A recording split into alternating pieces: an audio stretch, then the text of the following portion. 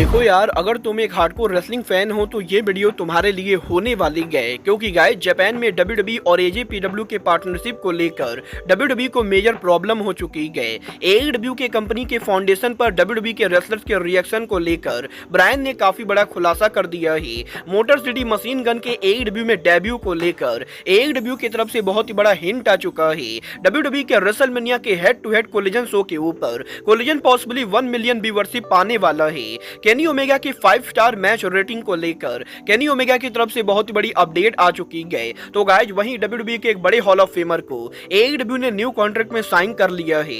तो गाइज चलिए बिना किसी देरी के शुरू करते हैं इस वीडियो को। और गाइज सबसे पहले बात करेंगे WWE और AJPW की। वेल गाइस बात करें यहाँ पर WWE और AJPW की, तो गाइज ये बात तो आपको बढ़िया से मालूम होगी। आज से करीबन कुछ महीने पहले WWE ने AJPW रेसलिंग के साथ पार्टनरशिप की थी, जिस पार्टनरशिप के अंदर WWE सुपरस्टार और विलियम रिगल के बेटे चार्ली डेम्सी ने AJPW के ऊपर डेब्यू किया था। और चार्ली डेम्सी ने AJPW के ट्रिपल क्राउन चैंपियन नाकाजिमा को चैलेंज किया था। और गाइज यही उस मैच के बाद WWE और AJPW ने ये अनाउंस किया था कि ये दोनों कंपनी एक साथ काम करेंगी। बट गाइज यही चार्ली डेम्सी के AJPW पर अपीयर होने के बाद अब ना तो WWE का कोई रेसलर AJPW के ऊपर अपीयर हुआ है और ना ही AJPW कंपनी को WWE के अंदर किसी तरीके से मेंशन किया गया है। और गाइज यहाँ पर अब इस चीज को लेकर अपडेट आ रही है कि WWE और AJPW के इस पार्टनरशिप को लेकर जापान के अंदर AJPW के प्रेसिडेंट फुगोका के ऊपर बहुत ही ज्यादा हीट है। गाइज यहाँ पर WWE और AJPW की ये जो पार्टनरशिप हुई थी, ये पार्टनरशिप इन दोनों कंपनी ने डायरेक्टली ना करके बल्कि किसी थर्ड पार्टी के द्वारा किया था। और गाइज जिस थर्ड पार्टी ने इन दोनों की पार्टनरशिप कराई थी, उस थर्ड पार्टी ने AJPW से ये कहा था कि WWE superstar Charlie Dempsey AJPW पर काम करेंगे, जिसके बदले में AJPW के triple crown champion Nakajima WWE के NXT शो के ऊपर AJPW कंपनी को ट्रिपल चैंपियन के तौर पर रिप्रेजेंट करेंगे। बट गाइस चार्ली डेम्सी के AJPW पर अपीयर होने के बाद WWE कंपनी ने कभी भी नाकाजिमा को शो पर इनवाइट नहीं किया और ना ही WWE के NXT के ऊपर कभी भी यहां पर AJPW को मेंशन किया गया है। और गाइस WWE के इसी रूड बिहेवियर की वजह से अब AJPW कंपनी के प्रेसिडेंट के ऊपर इस समय काफी ज्यादा हीट है। और गाइस क्योंकि ये पार्टनरशिप डायरेक्टली ना होके बल्कि थर्ड पार्टी के द्वारा हुई थी, तो गाइज इसीलिए AJPW के अंदर इस समय काफी सारे रेसलर WWE के ऊपर एंग्री गए। और गाइज इस चीज को लेकर अपडेट आ रही है कि पॉसिबली अब आगे WWE और AJPW एक साथ काम नहीं करेगी। और गाइज क्योंकि वैसे भी कल यहां पर जापान के अंदर आर्गुबली अब तक का बिगेस्ट प्रेस कॉन्फ्रेंस होने वाला है, तो गाइज पॉसिबली इस प्रेस कॉन्फ्रेंस के बाद जापान की कोई भी कंपनी WWE के साथ काम नहीं करेगी। बल देखना बहुत ही दिलचस्प होने वाला है कि कल यहां पर यूनाइटेड प्रो रेसलिंग के प्रेस कॉन्फ्रेंस के ऊपर जापानीज रेसलिंग क्या बड़ी अनाउंसमेंट करती है। बट गाइज जहां तक बात रही WWE की, तो गाइज यही इस हफ्ते अब ब्रायन डेनिसन के लेटेस्ट इंटरव्यू के अंदर ब्रायन डेनिसन ने AEW कंपनी के फाउंडेशन पर इनिशियल रिएक्शन को लेकर बात की है। जहां पर ब्रायन का ये कहना है कि जब 2009-2019 में AEW कंपनी की फाउंडेशन हुई थी, तो उस समय ब्रायन यहां पर WWE पर काम किया करते थे। और गाइज ब्रायन को ये बात बढ़िया से याद है कि AEW कंपनी के फाउंडेशन अनाउंसमेंट के ऊपर WWE के लॉकर रूम में काफी सारे रेसलर इस चीज को लेकर बातें कर रहे थे। और गाइज यहाँ पर ब्रायन ने WWE के लॉकर रूम के अंदर जितने भी रेसलर से AEW कंपनी के फाउंडेशन को लेकर बात की, वो सभी रेसलर यहां पर ब्रायन से यही कहते थे कि वो यहां पर ये होप करते गए कि AEW कंपनी ज्यादा से ज्यादा सक्सेसफुल हो। और गाइस यहां पर ब्रायन का ये कहना है कि भले ही WWE और AEW के मैनेजमेंट एक दूसरे को पसंद ना करती हो, बट गाइस यहां पर WWE और AEW कंपनी के रेसलर एक दूसरे को पसंद करते गए। और गाइस दोनों ही कंपनी के रेसलर ये चाहते गए कि उनकी अपोजिट कंपनी ज्यादा से ज्यादा सक्सेसफुल हो, क्योंकि गाइस यहां पर अगर AEW कंपनी सक्सेसफुल होती गए तो इससे यहां पर ओवरऑल रेसलिंग मार्केट को काफी फायदा होगा। और अगर फ्यूचर में WWE किसी रेसलर को बाहर करती गए, तो गाइस उस रेसलर को एक अल्टरनेटिव मिलेगा जहां पर वो काम करके WWE के बराबर की सैलरी ले सकता है। और गाइस इसीलिए WWE के लॉकर रूम के अंदर AEW कंपनी के फाउंडेशन के ऊपर WWE के रेसलर AEW के फाउंडेशन से काफी हैप्पी थे। और गाइस इनिशियल डेज के अंदर WWE के रेसलर ये होप कर रहे थे कि AEW कंपनी ज्यादा से ज्यादा सक्सेसफुल हो। वेल गाइस यहां पर इस बात से मैं भी एग्री करता हूँ, क्योंकि गाइज यहाँ पर रेसलिंग बिजनेस के अंदर किसी भी कंपनी का कोई भी भरोसा नहीं गए कि वो यहाँ पर किस रेसलर को कब फायर कर देंगी। और गाइज अगर यहाँ पर मैं भी ये रेसलर होता तो गाइज मैं भी यही सोचता कि मेरी अपोजिट कंपनी ज्यादा से ज्यादा ग्रो करे, ताकि मेरी कंपनी अगर फ्यूचर में मुझे फायर करती गए तो मैं उस कंपनी पर जाकर उतने ही पैसों में काम कर सकूं। वेल गाइज ये तो बात थी WWE और AEW की, बट गाइज जहां तक बात रही AEW की तो गाइज यहीं अब AEW के अंदर इस हफ्ते WWE hall of famer Jack Robert के कॉन्ट्रैक्ट को लेकर जैक रॉबर्ट ने काफी बड़ा खुलासा कर दिया है। गाइज यहां पर जैक रॉबर्ट ने इस चीज को कंफर्म किया है कि जैक रॉबर्ट का AEW कॉन्ट्रैक्ट मार्च महीने के अंदर एवर होने वाला है। बट गाइज यहीं जैक रॉबर्ट के कॉन्ट्रैक्ट के ओवर होने से पहले टोनी खान की कंपनी ने जैक रॉबर्ट को न्यू कॉन्ट्रैक्ट ऑफर दिया है और गाइज AEW कंपनी की तरफ से जैक रॉबर्ट को 1 साल के न्यू कॉन्ट्रैक्ट में साइन किया गया है। और गाइज अब यहां पर 1 साल और AEW के अंदर जैक रॉबर्ट AEW के प्रोड्यूसर और कोच के तौर पर काम करने वाले गए। वेल गाइज देखना बहुत ही दिलचस्प होने वाला है कि जैक रॉबर्ट AEW के ऑन स्क्रीन के ऊपर लांस आर्चर के साथ आने वाले 1 सालों में क्या करते हैं। बट गाइज चलिए फिलहाल आगे बढ़ते हैं और बात करते हैं मोटर सिटी मशीन गन के फ्यूचर की। वेल गाइज ये बात तो मैं आपको ऑलरेडी बता चुका हूँ, मोटर सिटी मशीन गन का TNA कॉन्ट्रैक्ट इस महीने के एंडिंग पर ओवर होने वाला है और अप्रैल से यहाँ पर motor city machine gun wrestling business के अंदर पूरी तरह से फ्री एजेंट होने वाले गए। और यही अब मोटर सिटी मशीन गन के फ्री एजेंट होने के बाद फाइनली यहाँ पर AEW कंपनी की तरफ से मोटर सिटी मशीन गन को टीच कर दिया गया है। Guys AEW superstar Kyle Fletcher ने सोशल मीडिया के ऊपर मोटर सिटी मशीन गन के साथ उनके एक पुराने मैच की पिक्चर को शेयर किया है। तो गाइज वहीं AEW के और भी मल्टीपल सुपरस्टार्स के द्वारा मोटर सिटी मशीन गन की पिक्चर को शेयर किया गया है। और गाइज AEW के रेसलर्स ने ये ऑलरेडी टीच करना शुरू कर दिया है कि motor city machine gun AEW पर आने वाले गए। वेल गाइज मुझे भी इसके 99% चांसेस लगते गए कि अप्रैल महीने के अंदर motor city machine gun AEW को फुल टाइम ज्वाइन करेंगे।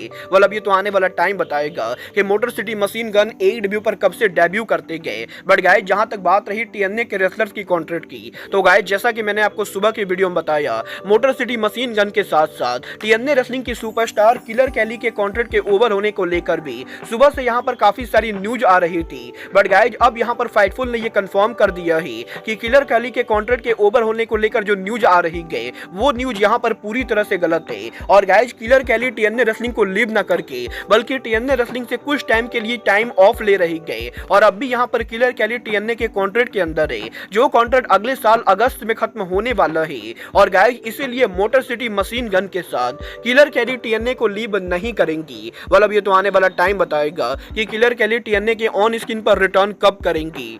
बट गाइज चलिए फिलहाल आगे बढ़ते हैं और बात करते हैं रेसलिंग बिजनेस के 5 स्टार मैचेस की। वेल गाइज ये बात तो हम सभी लोगों को मालूम है, रेसलिंग इंडस्ट्री के अंदर काफी सारे लोगों को अलग अलग रेटिंग दी जाती है। बट गाइज यहाँ पर जिस रेटिंग को सबसे ज्यादा माना जाता है वो rating wrestling observer Dave Meltzer के द्वारा होती है। और गाइज रिसेंटली पिछले कुछ सालों के अंदर डेव मेल्जर ने काफी सारे मैचेस को 5 स्टार या उससे ज्यादा की रेटिंग दी गई। और यही मेल्जर के इस रेटिंग को लेकर अब फाइनली इस हफ्ते केनी ओमेगा ने उनके लेटेस्ट ट्विच स्ट्रीम पर बात की गई, जहां पर केनी ओमेगा का ये कहना है कि वैसे तो वो मेल्जर की काफी ज्यादा रिस्पेक्ट करते गए, बट गाइज केनी ओमेगा को नहीं लगता है कि डेव मेल्जर जिन भी मैचेस को 5 स्टार से ज्यादा रेटिंग देते गए वो मैचेस यहां पर 5 स्टार से ज्यादा रेटिंग डिजर्व करते गए। और गाइज केनी ओमेगा ने ऐसे बहुत सारे मैचेस देखे गए जो मैचेस यहां पर 5 स्टार ना होने के बाद भी डेव मेल्जर के द्वारा 5 स्टार से ज्यादा रेटिंग दी गई थी। और गाइज इसीलिए इन चीजों को देखने के बाद अब केनी ओमेगा ने पर्सनली ये खुद डिसाइड किया है कि वो यहां पर अब से मैचेस को रेटिंग देना शुरू करेंगे। और गाइज रेसलिंग बिजनेस के अंदर हर कंपनी के अंदर जो भी बढ़िया और बड़े मैचेस होंगे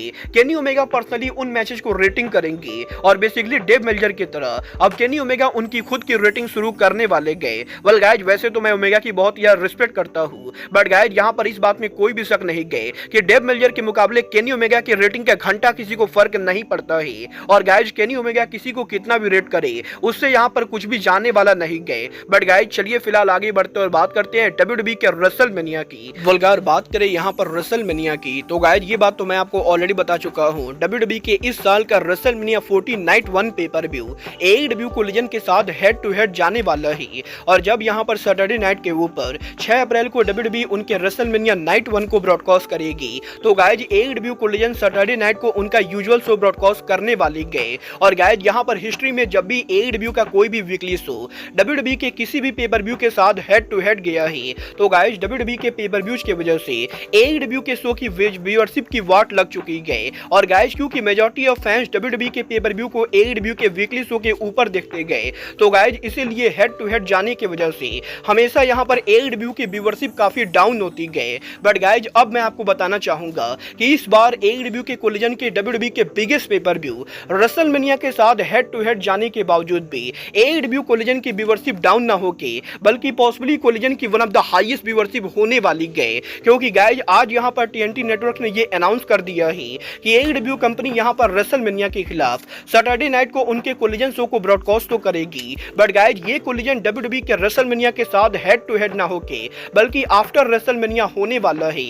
और गाइस यहाँ पर नॉर्मली WWE का WrestleMania pay per view WWE company 3 से 3.5 घंटे का करेगी, जो यहाँ पर अमेरिका में रात में 8 बजे शुरू होकर रात में 11 से 11:30 बजे तक ओवर होगा। और गाइस यहाँ पर AEW का कोलिजन शो भी नॉर्मली यहाँ पर अमेरिका में रात में 8 बजे शुरू होता है, बट गाइस TNT नेटवर्क ने यह कंफर्म कर दिया है कि 6 अप्रैल को AEW का कोलिजन शो रात में 8 बजे शुरू ना होके बल्कि रात में 11:30 बजे शुरू होने वाला है। और इसीलिए इतने लेट शुरू होने की वजह से AEW का कोलिजन शो रेसलमेनिया के साथ हेड टू हेड ना जाके बल्कि आफ्टर रेसलमेनिया ब्रॉडकास्ट होने वाला है।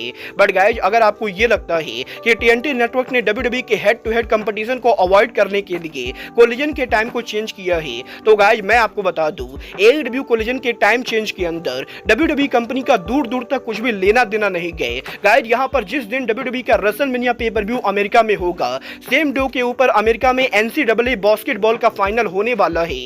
और गाइस क्योंकि ये यहाँ पर एक बहुत ही बड़ा टूर्नामेंट है, तो गाइस इसीलिए TNT नेटवर्क इस टूर्नामेंट को यहाँ पर सैटरडे को लाइव ब्रॉडकास्ट करने वाली गए। और गाइस NCAA बास्केटबॉल की वजह से यहाँ पर AEW के कोलिजन शो को पोस्टपोन कर दिया गया है। और गाइस यहाँ पर 6 अप्रैल को सैटरडे नाइट के ऊपर जब यहाँ पर रात में 11 से 11:30 बजे के ऊपर NCAA बास्केटबॉल गेम ओवर होगा, तो गाइस AEW उनके कोलिजन को ब्रॉडकास्ट करेगी। और गाइस यहाँ पर NCAA बास्केटबॉल गेम की वजह से अब यहाँ पर AEW कोलिजन को बहुत ही बड़ा एडवांटेज मिलने वाला है। क्योंकि गाइज मैं आपको बता दूं लास्ट ईयर यहाँ पर जब NCAA बास्केटबॉल का फाइनल हुआ था, तो गाइज यहाँ पर सेम शो को TNT नेटवर्क के ऊपर करीबन यहाँ पर 11.9 मिलियन व्यूअरशिप मिली थी। और गाइज क्योंकि अमेरिका के अंदर बास्केटबॉल को रेसलिंग के मुकाबले बहुत ही ज्यादा देखा जाता है, तो गाइज इस साल भी WWE के रेसलमेनिया के साथ जब यहाँ पर NCAA बास्केटबॉल फाइनल होगा, तो गाइज इस शो को कम से कम 10 से 12 मिलियन व्यूअरशिप मिलेगी। और क्योंकि कोलिजन यहाँ पर इस शो के जस्ट बाद ब्रॉडकास्ट होने वाला है, तो गाइज इसलिए AEW कोलिजन के स्टार्टिंग के ऊपर करीबन यहाँ पर 10 मिलियन ऐसे लोग होने वाले गए जो यहाँ पर शायद कोलिजन को लीड इन देंगे। और अगर इन 10 मिलियन में से भी कुछ लोग भी AEW कोलिजन को देखते गए, तो गाइज AEW कोलिजन की early quarter viewership possibly AEW history की one of the highest viewership होने वाली गए। वेल गाइज देखना बहुत ही दिलचस्प होने वाला है कि NCAA के 12 मिलियन व्यूअरशिप के बाद जब AEW कोलिजन उनके शो को ब्रॉडकास्ट करती गए, तो इनमें से कितने फैंस AEW कोलिजन को 2 मिनट भी देखते गए। वेल गाइस देखना बहुत ही दिलचस्प होने वाला है कि आखिर यहाँ पर 6 अप्रैल को कोलिजन को कितनी व्यूअरशिप मिलती गए। बट गाइस फिलहाल के लिए आज के इस वीडियो में बस इतना ही। मैं मिलता हूँ आपसे अपने अगले वीडियो में। बट गाइस तब तक के लिए good bye, good night and bang.